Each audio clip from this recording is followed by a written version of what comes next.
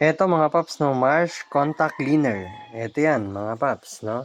Kung titingnan nyo, ano siya, fast acting, quick drying, leaves no residue, no. Sa lahat ng electronics, pwede to.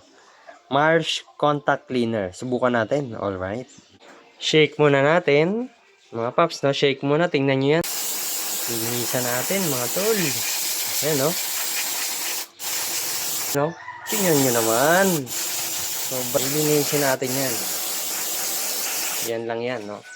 Ito lang yan, Marsh Contact Cleaner. Pwede sa sisian, mga paps, no? Spray nyo lang. Pwede sa switches. Ayan, no? Spray lang ng spray, mga papa, no? Para luminis. Kabilang switch, pwede rin, mga paps, no? Signal light, headlight switch, no? Horn switch, pwede.